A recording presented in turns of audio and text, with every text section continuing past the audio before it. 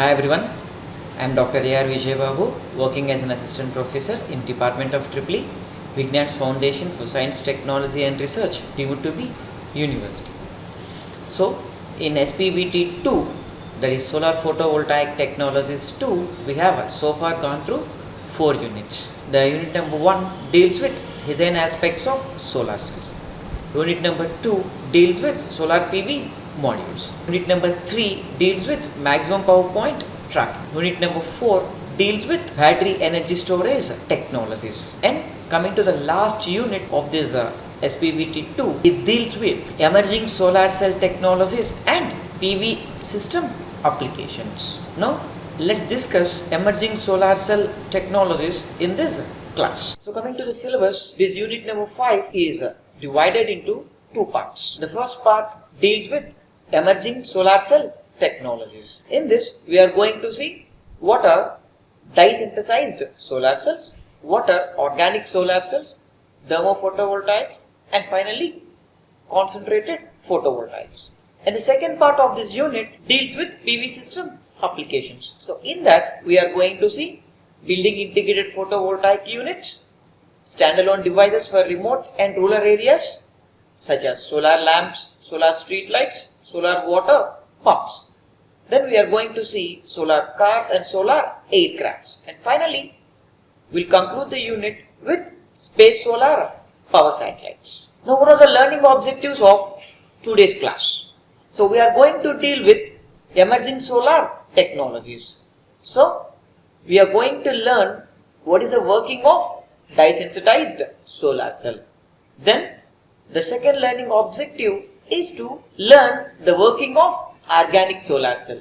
The third one is working of concentrated photovoltaics.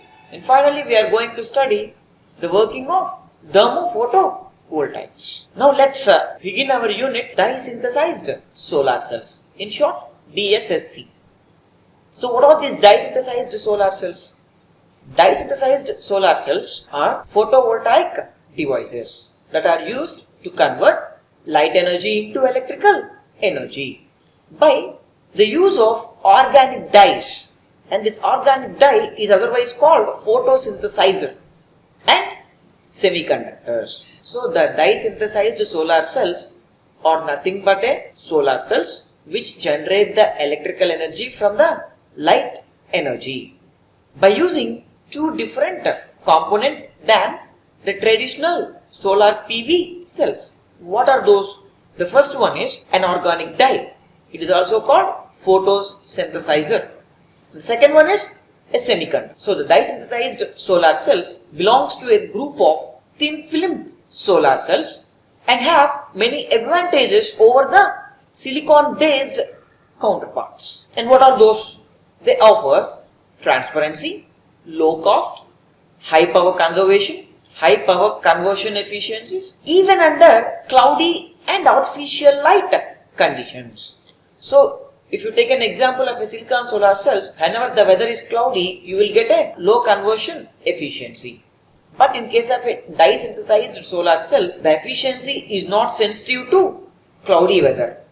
And that is the reason why even during cloudy environment, you will get a higher power conversion efficiency.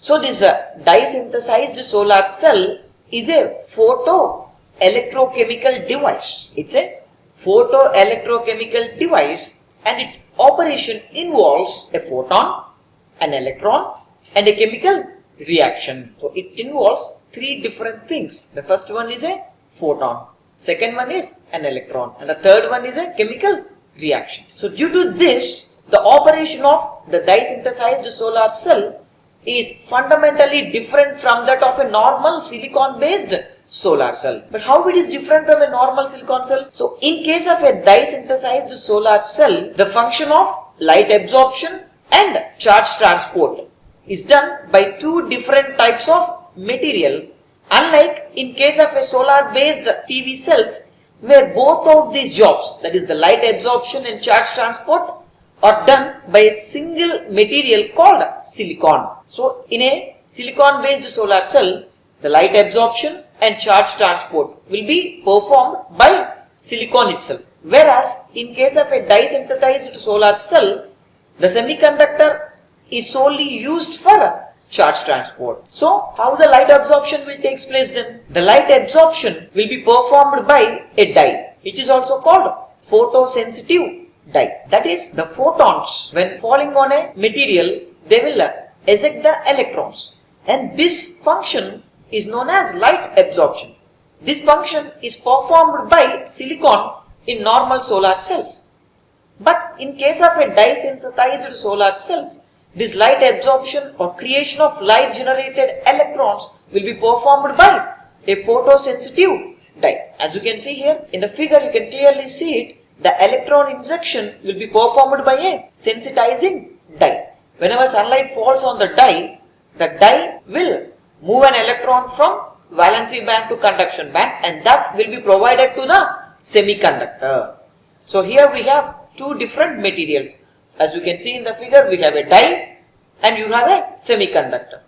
And normally speaking, in case of a solar PV cells which are made of silicon, these two functions, that is the light absorption and charge transport, will be performed by semiconductor itself. But in case of a dye-sensitized solar cell, this charge transport will be performed by semiconductor, and the photoelectron creation will be done by dye. That is, in other words, the electron injection will be performed by dye. Whenever sunlight falls on a dye, the dye will get excited and move its electron from valency band to conduction band, and then it will supply it to the conduction band of a semiconductor, as you can see in the picture clearly. Now let's see the construction of a dye-synthesized solar cell.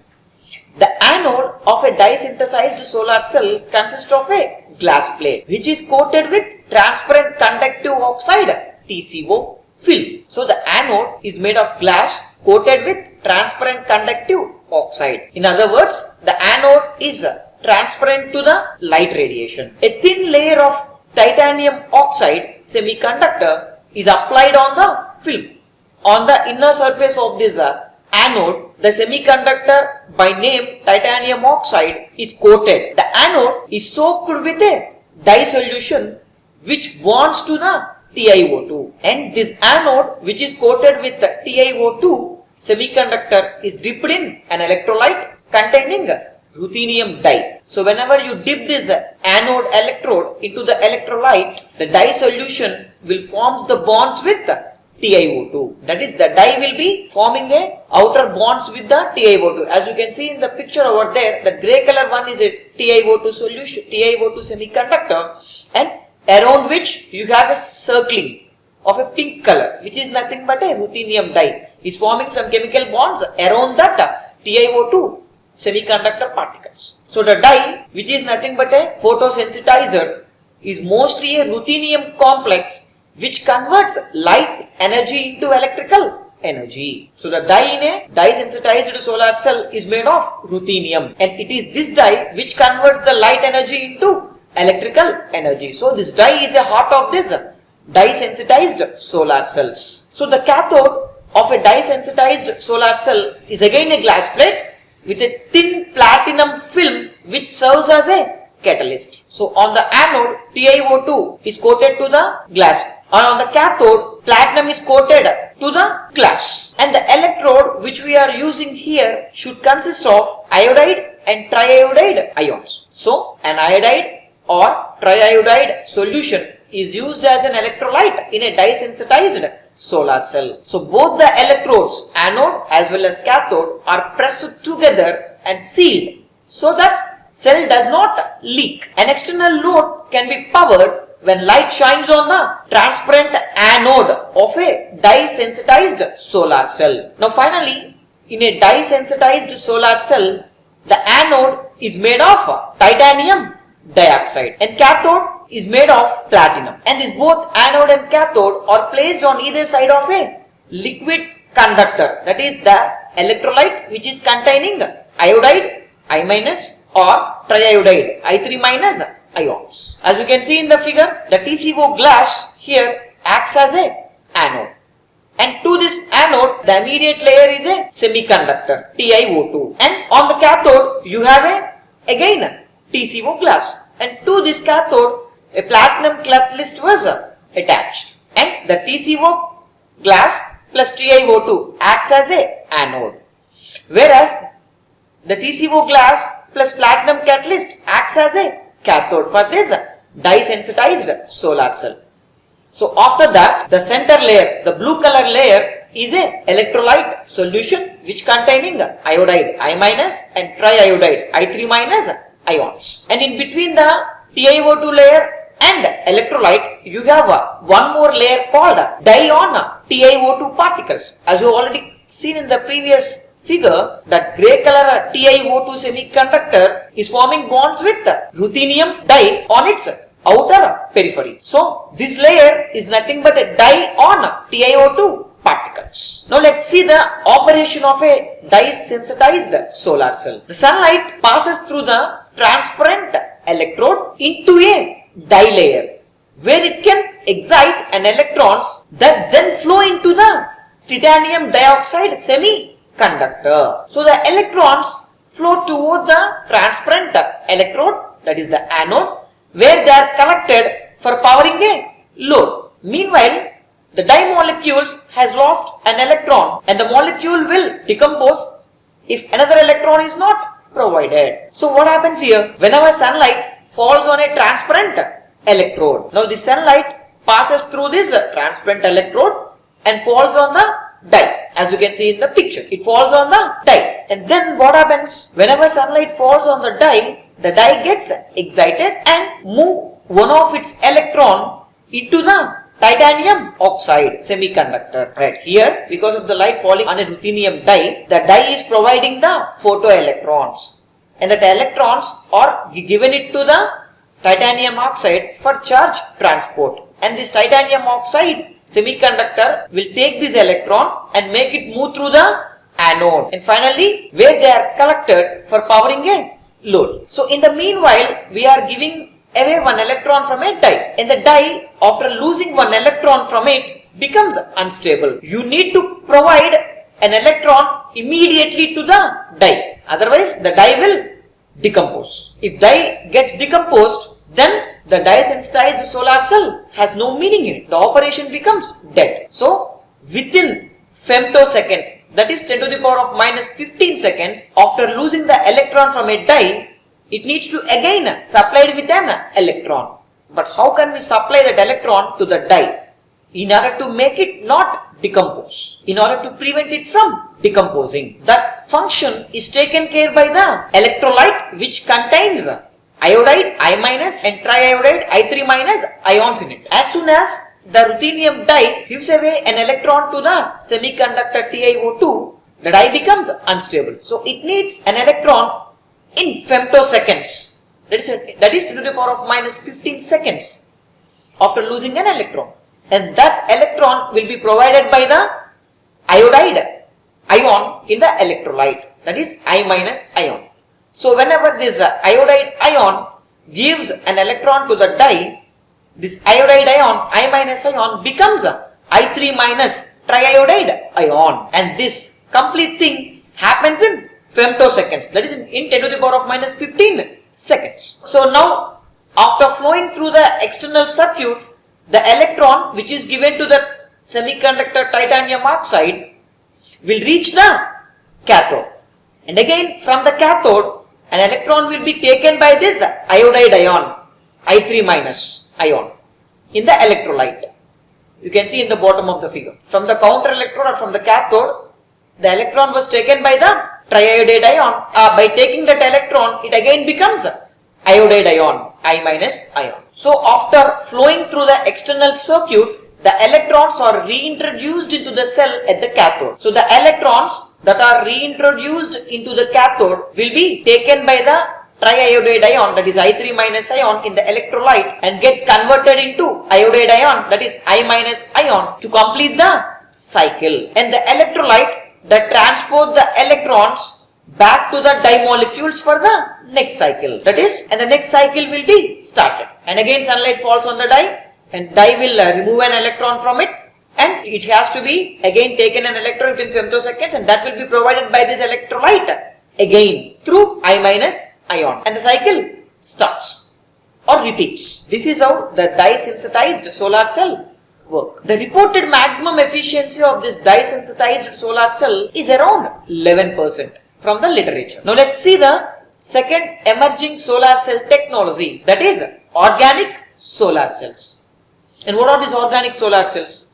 The organic solar cells are one of the emerging photovoltaic technologies that are classified as third generation solar cells with organic polymer material as a light absorbing layer. So it's a peculiar type of solar cell. It is also different from traditional solar cell. Its working is different from that of a traditional solar cell, but the concept of generating the electricity from light holds good. These organic solar cells are otherwise called as plastic solar cells or polymer solar cells. So compared to silicon based solar cells, these polymer or organic or plastic solar cells are light in weight, inexpensive to fabricate, flexible, and potentially have less adverse environmental impact. And that is the reason why it gets popularized. As you can see in the figure over there, this organic solar cell consists of 4 layers. So this polymer layer is sandwiched in between anode and cathode. And this polymer layer consists of 2 layers.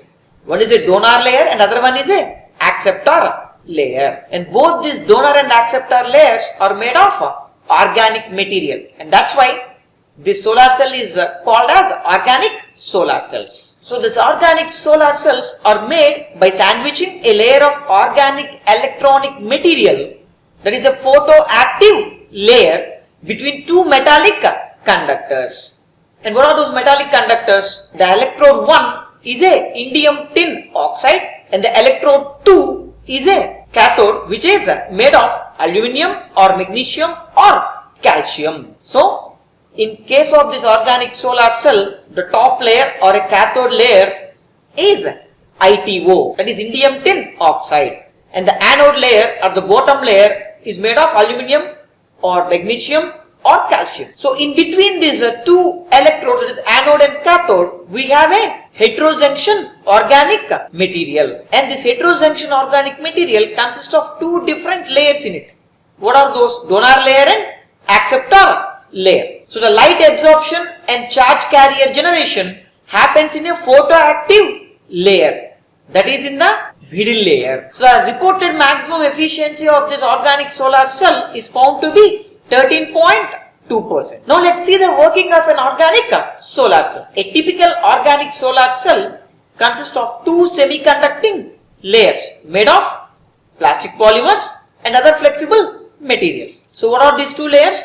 They are called donor layer and acceptor layer. The cell generates electricity by absorbing particles of light or photons. So when sunlight falls on the cathode, the cell absorbs the light and a photon knocks out an electron in a polymer atom. So as soon as the light falls on the cathode of a material, that light will pass into the heterojunction or photoactive layer, that is the middle layer. Whenever sunlight penetrates and falls into the middle layer called the photoactive layer, what happens? The polymer atom loses an electron from its outermost orbit, leaving behind an empty space which you always termed it as a hole, right? So whenever sunlight falls on the cathode, the sunlight will penetrate through the cathode layer into the heterojunction middle layer called photoactive layer. So in this layer, whenever sunlight got penetrated, an electron was knocked out from the polymer atom and this will leave behind a hole. So the electron and the hole immediately forms a bonded pair called exciton due to Coulombic forces of repulsion, attraction. So as soon as the electron and hole are formed, they got bonded with each other spontaneously. And this particle, now you will call it as exciton. Exciton is formed because of the Coulombic forces of attraction. So this exciton dissociates into free electron and hole at the interface of donor and acceptor material. As you can see it here, the exciton got dissociates into positive hole and negative electron at the interface of polymer layer. As soon as they got separated, they are transported through the donor and acceptor materials such that the electrons are collected at the bottom anode side and the holes are collected at the top cathode side. The photocurrent is generated by short circuiting or applying a load to an external circuit, and the electrons at the anode and holes at the cathode will flow through the external circuit and do the required work. This is how the organic solar cells will work. In simple terms, whenever sunlight falls on the cathode, it penetrates into the photoactive material which consists of acceptor and donor layers. Now immediately the polymer atoms, when struck by the solar photons of sunlight, knocks out an electron from its outermost orbit and forms a hole, and these two will mix and these two will fuse with each other because of Coulombic forces of attraction, and this particle is now called as exciton, and this exciton will be dissociates into free electron and hole at the interface of this donor and acceptor material. Now what happens then? Now the electrons will be collected at the anode side and holes will be collected at the cathode side, and this will create a potential difference across this solar cell. And obviously when you collect a load across this, the current will flow through this load, and this is how the organic solar cell will work. Now let's see the difference between traditional solar cell and organic solar cells. Now you can see it here. In the conventional solar cell, you have only two layers. What are those? N-type layer and P-type layer. This N-type layer acts as an anode and P-type layer acts as a cathode. And all this complete cell is made of silicon. Whereas in case of a heterojunction solar cell, you have four layers. The top one is a cathode which is made up of ITO, and the bottom one is an anode which is made up of metals like aluminum, magnesium or calcium. And in between you have two layers, donor layer and acceptor layer, which are made of organic polymer materials. Now what happens whenever sunlight falls on a traditional solar cell, it falls on the anode side. Whereas in case of an organic solar cell, the sunlight falls on a cathode side. So whenever sunlight falls on a anode side of a traditional solar cell, what happens? The electron hole pairs are created and the electrons are collected at the anode side and holes are collected at the cathode side. Now in case of a organic solar cells, whenever sunlight falls on the cathode, it penetrates into the deeper layers, that is the photoactive layer, and immediately electron and hole pair will be created, and again they will fuse together because of Coulombic force of attraction, and you will call that particle as exciton. And again this exciton got dissociated into free electron and hole at the interface of donor and acceptor layers. Now immediately the electrons are captured by the anode and holes are captured by the cathode. So in both the cases, now because of this there is a potential difference. Now when you connect the load across the solar cells, now the load will work now because of the movement of the electrons to the load. So this is the difference between the traditional solar cells and organic solar cells. Now let's see the third emerging technology in a solar cells, that is concentrated photovoltaics. So a concentrating photovoltaic system converts light energy into electrical energy in the same way as the conventional photovoltaic technology does. Then what is the difference? The difference in the technologies lies in the addition of an optical system that focuses a large area of sunlight onto a small area of a cell. Now let's discuss what is this optical system is all about. Let's take a solar cell. So whenever sunlight falls on it, the solar cell will get struck by the photons. Let's say the area of this solar cell is 100 meters square. Then what is light concentration? You take a small solar cell and you keep an optical arrangement such as a lens or a mirror. So when sunlight falls on this mirror, this will be collected by a single solar cell or a smaller solar cell in a focused manner. The focusing the solar light onto a smaller solar cell by means of an optical system is known as a concentrated photovoltaic system. So what is the advantage of this system?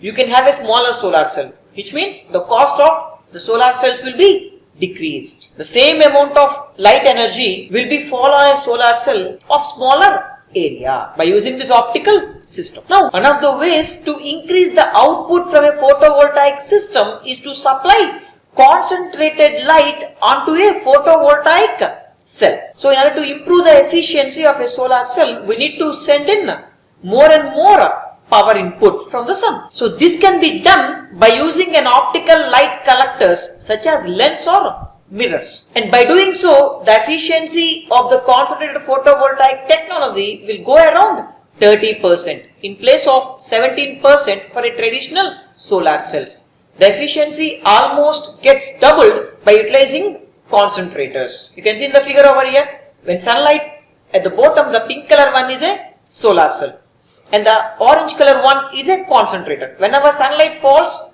on the concentrator, that concentrator will diverges the light and focus it onto the solar cell, and this way more amount of sunlight will be falling on a solar cell and a smaller solar cell, and this will improve the efficiency of a solar cell. So what are the types of this concentrated photovoltaic technologies? The most common classification of these concentrated photovoltaic modules is by the degree of concentration which is expressed in number of suns. For example, 3x means the intensity of the light that hits the photovoltaic material is 3 times that it would have been without concentration.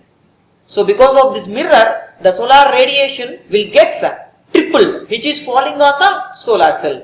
If it is 5x, if the magnification ratio is 5x, what it indicates? The solar radiation intensity is 5 times the intensity without concentrator. So there are 3 different technologies. Low concentration PV or medium concentration PV and high concentration PV. This low concentration photovoltaic technology has a magnification ratio less than 10x. Whereas in case of a medium concentration photovoltaic technology, the magnification ratio lies in between 10x and 100x. In case of a high concentration photovoltaic technology, the magnification ratio is the highest, which will be in between 100x and 1000x. So, low concentration photovoltaic technology will magnify the light intensity by 10 times, whereas the medium concentration PV technology will magnify the solar radiation intensity up to 100 times, and the high concentration PV technology will magnify the solar radiation intensity by 1000 times, and thereby improving the efficiency of a solar cell. There are 3 different concentration technologies. The first one is a Fresnel lens, which will be used for medium concentration photovoltaic systems. So you can see, you keep a lens called Fresnel lens between the sunlight and solar cell. Now when sunlight falls on this Fresnel lens, what happens? The solar radiation will get converged onto the solar cell and thereby improving the magnification ratio to up to 100 times. So the next technology is a parabolic mirror. This parabolic mirror technology will be used by high concentration photovoltaic technology. Now in this case, what happens? As you can see in the figure, there is a parabolic strip or a collector, and there is a receiver at top of it, and exactly beneath the receiver you have a solar cell.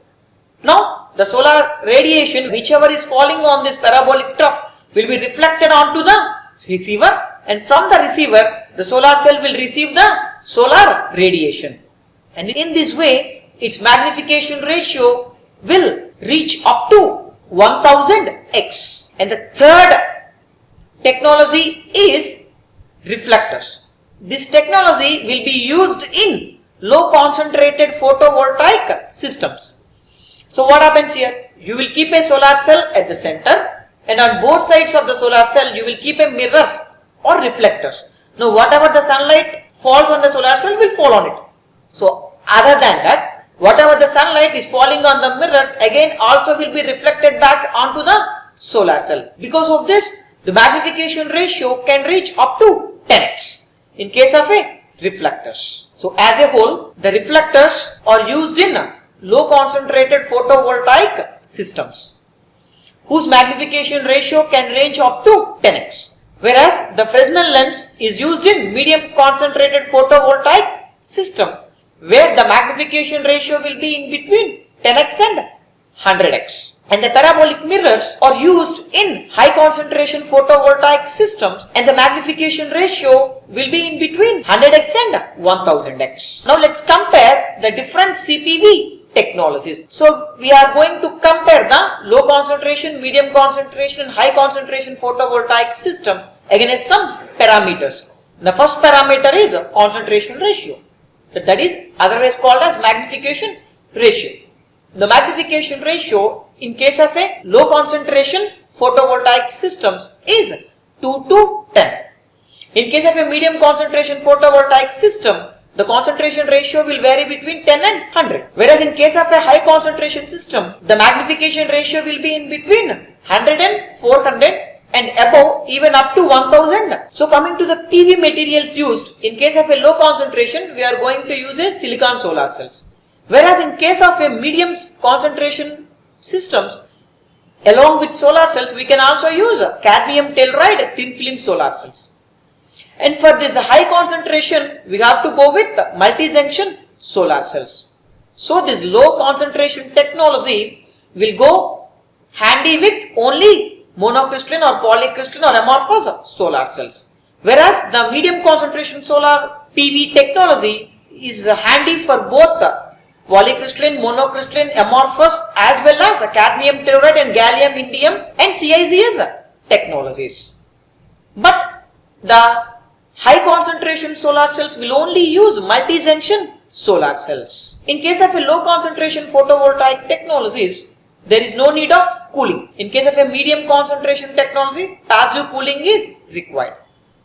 But in case of a high concentration technology where huge amount of magnification factor exists, you require active cooling. Active cooling is cooling by specific pumps or air pumps or water pumps. A water cooling system have to be provided by means of a motor. Whereas air cooling or passive cooling is sufficient for medium concentration technology and there is no need of cooling for low concentration technology. And coming to the MPPT tracker, for low concentration there is incorporating this MPPT tracker will not benefit much. In a medium concentration photovoltaic technology, we can go for single axis tracking.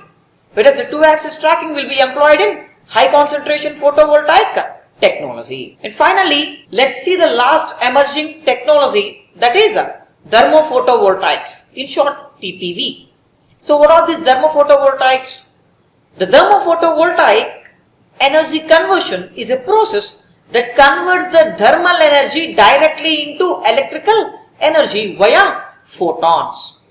So it's a peculiar type of technology compared to the earlier three types of technologies. In the earlier three technologies, the electrical energy will be directly obtained from light energy. Whereas in this thermophotovoltaic, the electrical energy will be obtained not from the light energy. It will be obtained from the thermal energy. It is the difference. That is, the conversion of thermal energy into electrical energy is known as a thermophotovoltaic energy conversion system. So a basic thermophotovoltaic system consists of a light source, a heat source, a selective radiator or emitter and a photovoltaic converter. So it has three parts. The first one is the middle red color one, selective heat source, and then the yellowish one which is a selective radiator or emitter, and the third one, the outer part, is a solar photovoltaic converter. In other words, a PV diode. So here the thermal energy will be converted into photons, and then these photons will be converted into electricity, and that is the reason why you call it as a thermophotovoltaic system. So the basic principle is similar to that of a traditional photovoltaic system that convert light energy into electrical energy. But the difference is that the light energy is not directly generated by the sun. Rather, it is generated by a material at high temperature termed as emitter. So in case of a normal photovoltaic technologies, the photons will be coming from the sun. But in this case, the photons are not coming from the sun. Rather, it is coming from a material which is at a high temperature, and you call that material at high temperature as a emitter. Now let's see the working of a thermophotovoltaic system. This thermophotovoltaic system consists of a heat source followed by an emitter or a radiator followed by a spectral control filter and finally a TPV converter or a photovoltaic diode. As you can see in the figure clearly, it has a heat source, it has a radiator or emitter, it has a spectral control filter, it has a TPV converter, and then you have a load. Now let's see its operation. Now what happens whenever this heat source liberates heat, that heat will be transferred to the emitter or radiator, and that emitter or radiator gets heated up because of the thermal heat source, and this emitter or radiator converts this heat into thermal emission, in other words radiation, and is selectively filtered by the spectral filter. So what happens? So whenever that heat falls on a absorber or an emitter or a radiator, it will be converted into thermal emission, and then it is selectively filtered by spectral filter, because after the spectral filter that radiation have to fall on a PV cell.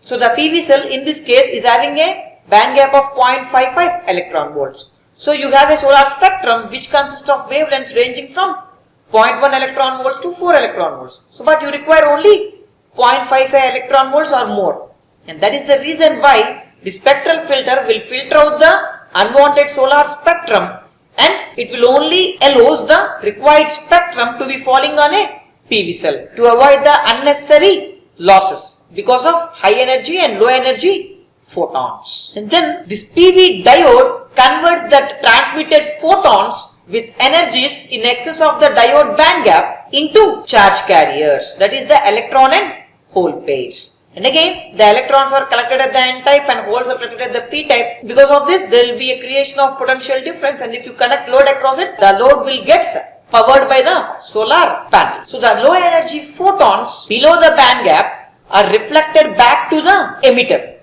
after the spectral control. So whenever the emitted radiation from the radiator falls on a spectral control filter, the spectral control filter will cycle or filter the unwanted radiation, and any radiation that is below the band gap will be reflected back to the radiator again, and the remaining and the required radiation will only be transmitted to the TPV converter, and this TPV converter will convert that radiation into, which consists of photons, into electrical energy and supply it to the load. And due to this, some amount of heat will be produced in TPV converter, and that heat will be taken away by the heat rejection unit and supplied to the radiator again. This is how the thermophotovoltaic system will work. Now let's see a special type of material called thermal metamaterial, which is made of tungsten and hafnium